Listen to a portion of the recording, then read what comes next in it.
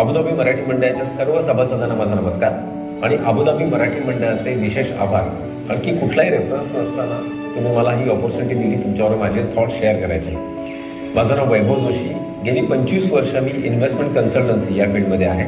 माझ्या ग्रॅज्युएशन नंतर लगेच मी हे फील्ड चूज केलं आणि अजूनही ते करतोय.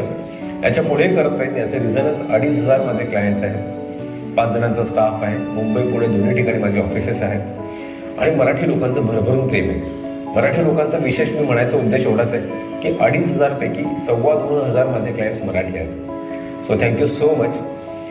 मुंबई पुणे त्याच पद्धतीने आउट ऑफ मुंबई त्याचप्रमाणे आउट ऑफ कंट्री म्हणजे जवळपास 17 कंट्रीजमध्ये माझे क्लायंट्स आहेत. इथे येण्याचं माझं स्पेसिफिक रिझन होतं की मी अबुधाबीला आत्तापर्यंत पहिल्यांदाच हा इव्हेंट एखादा स्पॉन्सर करतो. याच्या आधी दुबईला 4 वेळा, त्याच्यानंतर मस्कतला 4 वेळा, सिंगापूरला, त्याच्यानंतर बँकॉकला, अशा प्रत्येक ठिकाणी मी बऱ्याच वेळा जाऊन आलेलो आहे. बट अबुधाबीला माझं फर्स्ट टाईम आहे, त्याच्यामुळे मी थोडासा नर्वस पण आणि एक्सायटेड पण आहे.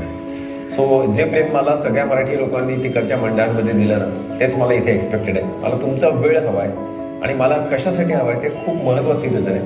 गेले 2-3 वर्षांमध्ये तुम्ही पण ऑब्झर्व केलं असेल की रिटायरमेंट नंतरचं लाईफ लोकांचं जे आहे ते फिनान्शियल लाईफ जर का डिस्टर्ब झालं तर त्यांना खूप हाल त्यांचे होतात. आणि हे फक्त साध्या माणसांमध्ये मिडल क्लास किंवा हायर मिडल क्लास किंवा रिचमध्येच होत नाही, तर अल्ट्रा रिचमध्ये पण हा प्रॉब्लेम होतोच आहे. रेमंड्सचे ओनर जर का तुम्ही विचार केला तर ते आज भाड्याच्या घरात राहतात आणि त्यांच्या प्रॉपर्टीसाठी ते त्यांच्या मुलाबरोबर भांडतात. अशा कित्येक फॅमिलीज मी बघतोय की त्यांच्या रिटायरमेंट नंतर त्यांच्या मुलांना आणि त्यांच्या मुलांमध्ये आणि त्यांच्यात वाद झाले तर त्यांनी ऑलरेडी प्रॉपर्टी जर का ट्रान्सफर केली असेल तर त्याला काही उपयोग होत नाही.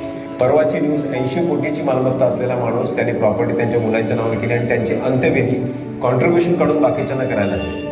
तर या सगळ्या गोष्टी कुठेतरी मनाला त्रास देतात. या विषयावरती मला म्युच्युअल फंड आणि लाईफ इन्शुरन्सचं सुंदर कॉम्बिनेशन आहे, ते मला तुमच्याबरोबर शेअर करायचं आहे. फक्त एकदा तुमची 10 मिनिटं मला द्या. तुम्हाला आवडलं तर नक्कीच तुम्ही विचार करू शकता. Thank you so much. I request Sridhar to felicitate you.